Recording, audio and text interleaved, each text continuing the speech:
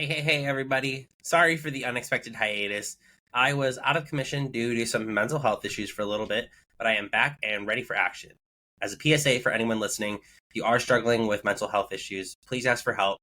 It is very difficult to ask for help coming from someone who had to, but you are strong for doing so. Just remember the crisis hotline number is 9888. So, like 911, but with eights. So remember that. But with that out of the way, it's your host, Brian, and I am ready for episode 5 of Shibuya, baby. Hey everyone, it's Hannah, and I'm just thankful to be back on air with my two friends. Just really thankful that we're all here. Same. I don't think I could say it any better. Yeah. These two have been very critical for me during this time, and I couldn't imagine what it would have been like without them here, literally there for me as soon as I needed their support. So I can't ask for two better co-hosts. Truly. Love you both. We love you. All right. Well, now that we're all in our feels for the beginning of JJK5, here we go. On that note, Gay, you're on my list. Oh, God. All right. Well, this episode opens back up, right? We kind of flash back because Gojo was just getting sealed, and that news is coming to Itadori and Mei. Now, what do y'all think of this moment? Because Mekamaru literally just shows up in his ear. First off, if I had that come up to me, I'd be losing it. So how would y'all feel if that happened to you? Just like someone shows up right in your ear. Honestly, I probably wouldn't be able to hear them the first time. What? That's my very real answer. My actual answer, though, I mean, I definitely think I would have, like, assuming I could hear it, freaked out more than Yuji did. And, like, Yuji was definitely, like, taken aback, but also Yuji is just, like, so chill. He's like, oh, it makes complete sense. Like, Mekamaru's here. So I think I probably would have panicked. I would have been like, the voices are loud today. Just kidding. But it's like, but I love Mekamaru as almost like Siri. Like, I think it's fun. Turn like, right here. Straight ahead. Your destination is on the left. Gojo's box. No. It's KFC. Sorry. Too soon. Oh, that was funny. I'm sorry, Emily. Did you finish? I think so. Now I'm just having intrusive thoughts, and I'm like Kentucky Fried curses. So we're good. Go ahead, Hannah. Oh my gosh. So how would I have reacted if that popped up into my ear? Well, first of all, how I reacted watching it was, I was like, is Mekamaru alive? No. Sadly. No.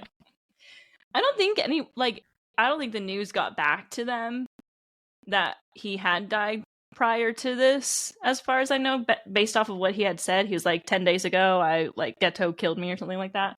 But anyway, I don't know. I think I would have reacted similarly to what Emily said. I would have been like, I probably would have felt it on my ear first though, because I'm like, it's not that I'm super aware of touch, but I do feel it that's usually the first sense that kicks in when something's happening is touch. Like if someone's near me, I notice because of their breath. So I think before he would have started speaking, I would have felt it on my ear and thrown it across the tunnel. Just been like, what the? Throw that, because what is that? Honestly, every time I think of this moment, all I can think about is, hey, how you doing? Let me whisper in your ear. Literally. Yuji's like, okay. Oh, hey. And I think we hear a little bit later, I think it's still in this episode, where Mekamaru's like, I planted these in significant spots. It might even be in this moment. Significant spots on purpose where they wouldn't be found. Or and there's a couple little spots, and I love that Yuji was one of the locations. Where they're his ear. It's okay. And I'm like, does that mean he doesn't use Q-tips? How long was that on his ear then? I don't know. I'd have to go back and watch the episode before and be like, was that thing on his ear while he was fighting the freaking bug guy? Yeah, they were on there. He said because they were all in places that were safe and that they were supposed to be places on people that weren't leaking information. I would say at least a month. Number one on the list. Oh, Yuji. All right. Well, nonetheless, we then cut over to Gojo, and it kind of steps back a little bit, and it's a couple moments before the prison realm closes on him. And of course, he is still being his arrogant self when he asks the body of Geto when he is going to stop letting this new sorcerer have his way with him. Were you all shocked at the following events and what it means for the person inside of Geto? The way that Geto, like, his soul or whatever it is, I guess it's his body. His body is literally fighting back because he doesn't want Gojo to be sealed, even though Gojo literally killed him. And, like, they had a falling out. They had a breakup in front of the KFC. And they went their separate ways. I think this just shows how much love Geto truly had for Gojo, because I said soul, but it's literally his body, because his soul is no more. Like, he is dead. So it's like his body is it's written in his DNA to care about Gojo, I think is what I'm trying to say here. And I honestly teared up a little bit when I saw that. Like, it was really interesting to see after all this development that we got, after all this backstory that we got of the two of them, and we were all sobbing over the breakup in front of KFC, blah, blah, blah, blah. Like, to see Geto, like, truly fight, I think this can mean bad things for whoever this is that's controlling his body. I think that Geto is proving that somehow he can still control a little bit of it. I don't know what that extent is. Obviously, I'm the one here who hasn't read the manga, and I'm still holding out strong. I don't know how much longer that's going to last, but I've been waiting for signs, and they haven't come yet. I did go to Barnes & Noble, and if they had the volume that picks up where it's left off, I would have gotten it, but they didn't. So, maybe I'm not supposed to. Anyway, I think it could be interesting to see if Geto continues to fight back. It could mean some interesting things for the person in charge, and could be their demise eventually, is what I could foresee. This is Jujutsu Kaisen is not, but this is a love story between these two, and, like, call it whatever kind of love you want to. Like, there is, like, a very intense, like, attraction between these two spirits and these two souls, like, equal and opposite. But it was like, and especially after some of the heartbreaking stuff we just got in the last episode, the fact that, like, the muscle memory is so inherent in Geto's body that, like, Gojo, just the sound of Gojo's voice, like, calling out to him is enough for, like, the body to react, is so beautiful and so completely tragic. And I do think that it's probably going to eventually be the undoing of this sorcerer that we've seen. And I believe that the line is something to the effect of, like, this is the first time that this has happened. This guy's been around for a while. Whoever this is, this curse, this sorcerer, this evil entity that's present. So for, like, the connection between these two and the bond to be so strong that even after death, the body has a reaction is just incredible. And it's very, very good writing. Unfortunately. Thanks, TJ. No, we love them. We love them, but this is, like, I don't know if I was shocked, but I was devastated more than I was, like, knowing that it followed everything we saw last time. Yeah, I think this, for me, was just really cool to see that there was some sort of will inside the body. I was reading the other day, and I was reading something about trauma and how the body remembers trauma just as well as your mind does. And I think that was, like, a trauma response a little bit from Geto's body. And I think this person inside of Geto even kind of talked about it with Mahito, that the theory about Mahito saying that the body comes before the soul, but, like, almost like Hannah was saying, that, like, the body and the soul are also somewhat integrated, right? Like, there is that, like, connection between the two. And I thought that was really cool, that, like, there was that, like, understanding of Geto's body of who was speaking to it. So I thought that was really cool. But as we go back, right, we cut from the opening to a small quarrel between Mekamaru's final piece, and the main thing that lets them know is, or he kind of communicates to them, is that there are 4 barriers over Shibuya at the moment. With how thorough that is, what does this tell us about any further encounters that are to come? And kind of what does that set the stage for, really, with how much preparing they've done? That this fight is going to be a little bit worse than they originally were thinking it was going to be. I think that whoever is doing this clearly knows what they're doing and has been planning this for a while, and that bad things are going to happen. Yeah, anyone who is like at all familiar with this anime knows that Shibuya is looked at as like World War Z by manga fans.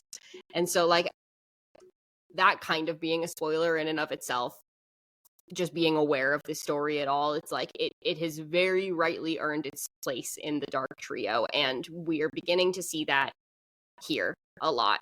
I do think that that's something that JJK does in a really interesting way that like no other show that I've seen has followed like a similar path. You know, one of the complaints about season 1 was like, oh, like we met a lot of people, we don't get a ton of time with any like single one of them, and yet they were briefly happy. And now it's like, but now development is going to have to come out of much darker settings from these characters that we were introduced to, and so the development is like just going to take a lot longer, and it's going to be a hard road for them.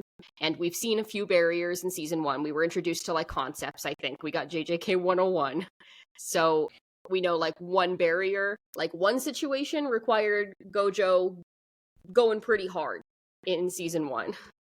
There's 4 here. Now we also have, you know, the background of the hidden inventory arc and JJK 0 that have come out in the interim, so we understand like that Geto alone was dangerous, and now we don't know that much about this sorcerer that's taken over, but we know that that's the ringleader of like this whole master plan, and that everybody that's on their team is also incredibly dangerous, and they're all partnered together. We know that Gojo is not faring the best in this particular fight, so I don't know. We know it's not going to be good. It's going to be at least 4 times as bad. Based on the barriers alone. So as we cut back to Geto and Gojo finally being locked into the prison realm, we see something strange about it. It's gone from that like brownish, Krabby Patty color to a gray with blue eyes. Tell me what this kind of means, and what does this kind of like say about Gojo again? And like I feel like it comes back around to a couple concepts for Gojo. So I have a few theories about this. I don't know that any of them go together or that they're correct necessarily, but I really liked how this was animated. I thought it was really cool. The first popular theory that I've seen is that, so we also see that the eyes are like tearing, right? We see them like crying, and some people have theorized that that's because of how hard Gojo's fighting back, that like the box in the prison realm itself is crying because he's so strong that it's like, oh my god, I can't, like, how do I even, like, it can't process him. And they even say like, this is gonna take a while. We got to download this. Lots of gigabytes. But so that's one theory. It's a good one. I personally like better that, you know, we have the concept of Gojo's characterization, and like his main scale is that he's like the 6 eyes, right? So we've already got like all these eyes all over that to me resemble Gojo a bit, and I like the idea that like that it's like Gojo crying, that it's like Gojo's reaction to not only like having the hope dashed away from him that he had very, very briefly seeing Geto again, but also now this kind, like, even though it's not Geto, like this feeling of betrayal again, like a renewed, reopened wound. That's what it makes me think of. So yeah, that was my theory too. I said that so nonchalantly, like, yeah, Gojo's crying. It's fine. Yeah, I just thought as it was Gojo's eyes, essentially, and that he was feeling so much emotion in this moment that was causing those emotions to outwardly appear on the box. Because what he just went through in those past, what was it, like 60 seconds, essentially, whatever, it's why he's been locked up, is because it made him freeze. Gojo, who's always so nonchalant, so chill, he knows he's the strongest. He is confident in his ability of being the strongest. He was confident heading into this. You bring the man that he loved into the picture that he's already lost multiple times. You know, there was the breakup, and then he had to kill him himself in JJK 0. So he had that hope for a brief moment, but he knows it's not him, but it still feels like betrayal because the last thing, and this is what got me when I watched this episode, they made it very obvious that the very last thing that Gojo sees before he's completely encased in this box was Geto's body, essentially.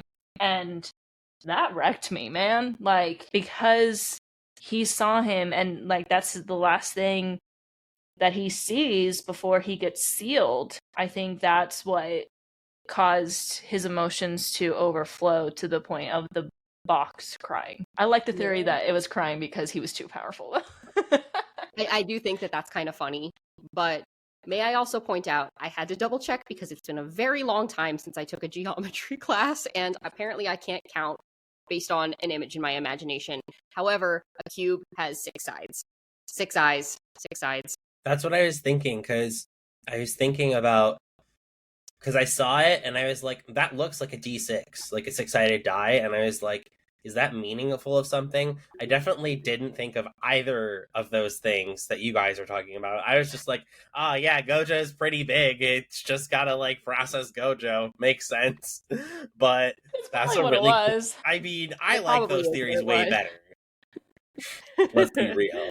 But yeah, I think realistically, this entire kind of theme of Gojo being like the strongest comes back around, which is really cool. And I think it kind of like talks about like, I guess, the loss that the Jujutsu sorcerers now have faced, even still while he's like trying to be imprisoned. It's still such a hard process. Now, I want to kind of switch over to a question about the OST here. So Mechamaru's been able to relay everything that we just kind of talked about with Gojo, and he tells Yuji about that. But as he's talking to Yuji, all of a sudden the OST gets really upbeat almost, like inspiring, hopeful. How is that contrasting the events that have happened so far and the notions we've gotten from this arc? Anime does this a lot. Where we're in a pretty low spot. Gojo's been sealed. Things are feel very hopeless.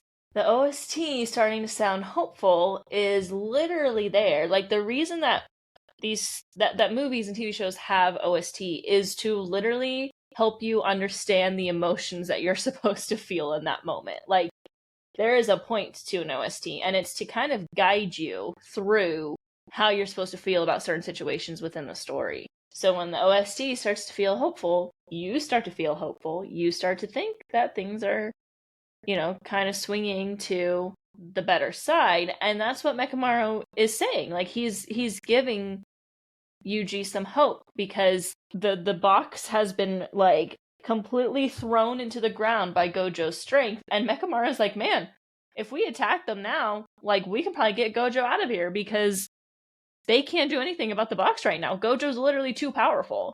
So yeah, we're feeling hope, and the OST is just leading us to that moment. Is it going to stay hopeful? This is what I say anime always does.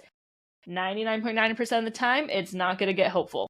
Demon Slayer does it. Attack on Titan does it. Hunter x Hunter freaking did it. Like, all these shows where it's like, you think the character's like, oh, we got a second win, we're going to do better, the OST's getting better, and then all of a sudden it's like, oh, he's dead. You fool. You thought. You fool.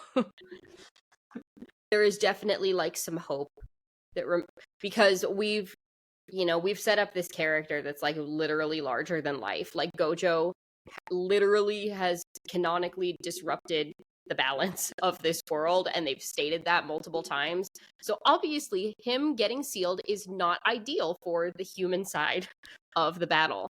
But yeah, they don't even let it skip a beat. I'm sorry, can we put that on a t-shirt? Gojo getting the seal, it's not ideal. I'm a poet and I don't know it. What can I say? I've been interrupting you a lot. I apologize. Also, I like to think maybe there's something fun about, like, we have Mei who's like kind of weird. I don't like her and her brother. I don't like them. But I do really like Yuji a lot. And I like this notion that, like, he's ready to step up and help his sensei. We come back to that idea that was in Hidden Inventory too, of like, you've got it from here. This is like the next gen. Hopefully we can go get Gojo out the easy way. But Yuji's not gonna Not gonna give up either way. So I think that it's tied a little bit to him and like his general persona, because let us not forget that he is the main character. Doesn't seem that way lately, but Yuji is our main character, and we're gonna hopefully get to see him in action. Yeah, I think that's kind of the interesting thing is like with anime, sometimes you forget, or like with animes with larger casts, it can be really difficult to discern like are they no longer the main character? Were they the main character for that season? What's going on? But I do love that for us. Now, with that being said, after Mekamaru kind of gives him the information, Yuji gets to the top of the building at Shibuya, and he's just so fucking stupid. He's classic. Like, I think this is the only way Yuji would have called out for Nanami. But he's screaming, nah, me. It's fucking great. And as he's doing that, we cut back to the cursed spirits and Geto debating on what comes next for their plot. What do you guys think of some of the mentions at what's going on and what they're supposing they should do next? Well, first of all, I would be screaming for Nanami like that too. Let me just put that out there. However, also, just a quick shout out to, like, Megami's reaction to all that, too. I thought that was so funny, giving Yuji, like, the karate chop on the head. It's like, shut up, you idiot. Like, literally everybody in the whole city can hear you. Like, I love them. Besto friendos, even though Megami will not admit it. Now, as far as the curses, I do think this is interesting because we get to see Choso and Jogo again here. And Mahito, and they're all talking about our main character Yuji, and they're all like, "Wait, you know Yuji?" And they're like, "When I get my hands on that guy, of course." But they're like, "We really can't kill him though, because he is like presently the vessel for Sukuna, which is important to a bunch of curses that ideally they have Sukuna on their side as well." But Choso's like, "Nah, like." This guy killed my brothers. I don't even care about Nobara. Like, it's on site. It's on site for Choso the way that it is for me when I see Gege. But it's fun that they're talking about like such murderous intent, and yet we're back to like this childlike state. We saw them on like the park swings and like the playground or whatever a couple episodes ago, and now they're like, "Oh, it's a game. Like, I'm gonna find him first." And they're like just so goofy and childish, and that's contrasted actually by we quickly see here like the two girls that Geto had kind of taken under his wing as a human, who like are actually children or young, not acting like young children at all. I think that there's something like very sobering about that.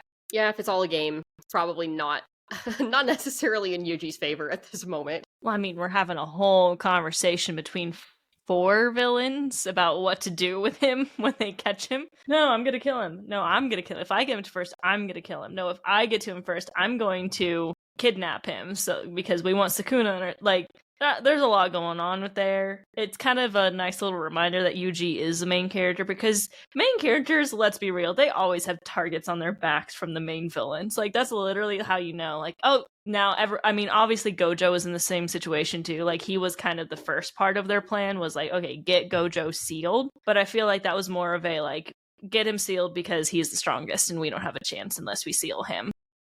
And now that they have sealed him, you can tell like they're all way more confident. Mahito is that very playful style of just like, this is a game, let's have fun. And everyone else is like, I'm going to avenge my brothers, like Choso said. So it's a nice little reminder that he is our main character. That's how you pick them out. Target on back, main character. But I think that it means some interesting things to come for Yuji. I can't really speak on it because I don't know what is to come, but I'm foreseeing some pretty intense battles. I know just enough spoilers to know that some stuff is going to go down, so I'm just interested in see how it goes down and what happens. And of course, when we're recording this, I believe we're all the way to episode 7 airing, so I'm also thinking about how that episode ended, which I won't really touch on here, but I know that something big is going to happen with Yuji in the next episode, which I'm really looking forward to, because at the end of the day, I don't love it when like you forget that someone's the main character. I think you take a story like Demon Slayer and it's like, oh yeah, Tanjiro is the main character because we literally are always reading his thoughts. Like literally that boy is giving us a monologue inside his brain at every second of every day. He's always targeted, blah, blah, blah, and it's always from his perspective. But like we haven't seen him for years, essentially, until the end of the Hidden Inventory arc. So I'm really happy to kind of see the story maybe turn back to him. Give him a chance to go for it. And one side note, when Megumi like kind of karate chopped him, that was such like Zenitsu and Tanjiro vibes. It was funny. Just a quick thought on like the conversation between all four of them. I couldn't stop thinking about Jigsaw and let's play a game. Like, literally, that's what I took that as. Like, they're all just trying to fuck around and find out with Yuji and, like, see what happens. It's literally too funny. It's because they've gained this confidence now that they've sealed Gojo. Like, they're like, yeah, we can just play around, see what happens. Well, and they're still standing. I think maybe the person that's probably, not the person, the curse that's, like, the most sobered by this is probably Chogo, because he just, like, watched Hanami get, like, wrecked. Yeah, wrecked is, like, an understatement. Hanami got, like, brutalized without a fight back. Yeah. That's rough, buddy. Yuji's doing some yelling, dear God. Ino, Megumi, and Nanami finally group up with Yuji, and they're on a new mission to take down one of the curtains.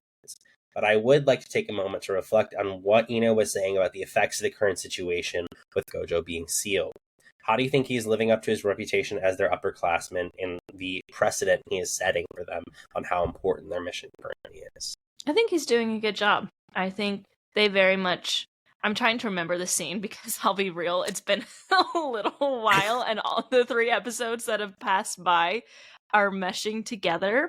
As far as I can remember, Ino is a little bit of a goofball, but he's clearly taking this very seriously, and I think that Megumi and Yuji, as Nanami kind of puts Ino in charge of the 3 of them, they trust him fully. They trust his decisions. They follow him because not only do they trust him, but they also trust Nanami. And they trust that Nanami just made the best decision for all of them. And if that means that they follow Ino and Nanami goes and does his own thing, then that means that's what they do. Because at the end of the day, Yuji and Megumi are very powerful in their own right, but they have a lot to learn.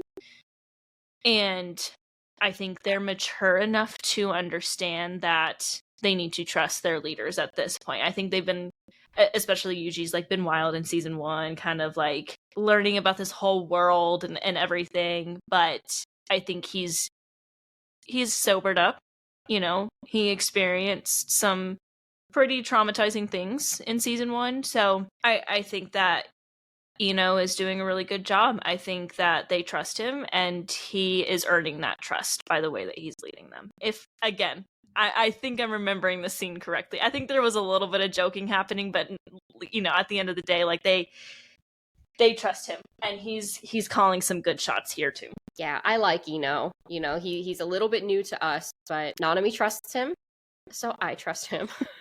and the boys do too. And like he is the upperclassman, so he, even though he's like not quite on obviously like Nanami's level or like any of the teachers, like Nanami's putting his trust in him. So I think that he's feeling like pretty good, like he's pretty honored, and he also gets like a minute to maybe show off here a little bit for like his underclassmen that are looking up to him to see like, oh, like what is somebody who's at this level supposed to be able to do compared to like where I'm at, and like what can I learn from my senpai.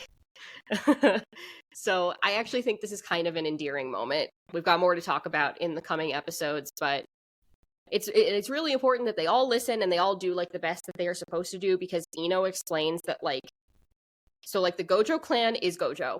It's one person, and if Gojo like somehow does not make it out of this, the Gojo clan is done.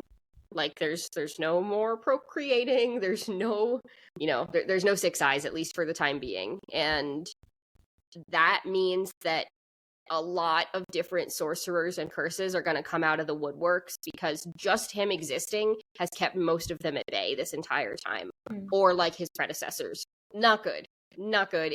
I think they straight up say like this would be the end of humanity if we can't get this reined in really, really quickly. So they know that, like, yes, there's like a little bit of lightheartedness still, but like they've got a very serious job to do, and they're all about it. I'll jump right in. This is really cool, and I think Emily, correct me if I'm wrong, but I feel like from the manga they made Megami a little bit like snippier during these moments, and he was more so like, we get it and stuff like that. So I don't know if that was like different from the way they put it in the anime. I'll have to look back on it, but I did think that this was really cool, the way he's trying to like remind them of like, yes, we're in a very dire situation, and that's like fine and dandy because like that's our job, but also like you need to understand like how dire of a situation we're actually in right now, which I think was really good to see, because I think when we see some of these like teaching characters, sometimes they can be a little bit rough. Like when we first met Tengen as like a character to like aspire to be, he was kind of a dick, let's be real, but now he's like, we all definitely have a lighter spot in our hearts for him. So I definitely think that he is really cool for starting off on a good foot. But yeah, that's kind of all we got, and we do kind of close out the episode there. Cool. Well, I'll start. I did actually like, I don't even know if this is like a favorite moment or just like a favorite shot on screen, but they reference back to be Gojo when he said, "I alone am the strongest among heaven and earth." And I just thought that that was very ironic for the way that this episode played out, when he like fully got sealed in this episode, and then he forced the like prison realm to buffer. The right answer is probably like everything that we talked about with Gojo's box and like the final sealing and like all the emotion, or like whatever interpretation. I think it's cool that there are so many interpretations that can be pulled from that. So that's probably, to me, the objectively correct answer. My actual answer is I love Yuji screaming Nanami's name on the top of the roof, and I love everything that has come out of that. I knew the minute I heard it, I was like, that's gonna be a meme. It's gonna be a meme, and I was right, and I'm so glad I was right. He's me for real. The way that this past weekend I did a little photo shoot with my friends in JJK cosplays, and the whole night we just constantly were like, nah, me! Nah, me. Nah, me. Well, I'm going to say that was my favorite moment, too, because I love Yuji, Little Sunshine Boy. So I'm just going to say the slightly different moment when Megami karate chops him. I find those moments so funny between friends. Like, you guys know, I think I listed as my favorite moment from the episode of Demon Slayer when Tanjiro does it to Zenitsu, because I just think it's so funny when these characters are being super loud and their like counterpart friend, who's usually like super cool and calm, is just like that is peak comedy to me, because they are trained and they know like how to knock someone out. Like, it is on purpose. Love it. I think it's the most funny thing. So I'll say that. Just the dynamic of like the literal black cat embodiment boy and like the golden retriever character. Like, I love that dynamic. The pink and the black every single time. Yep. Every time.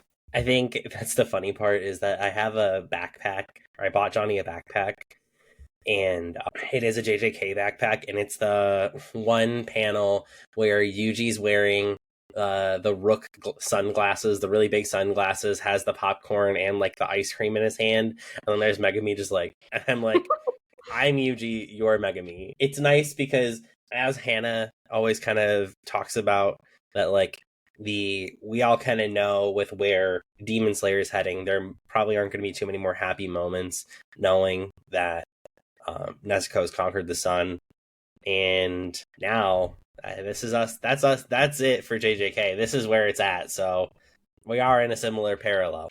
But with that being said, that's all we have for today. So I really hope you enjoyed our first episode back.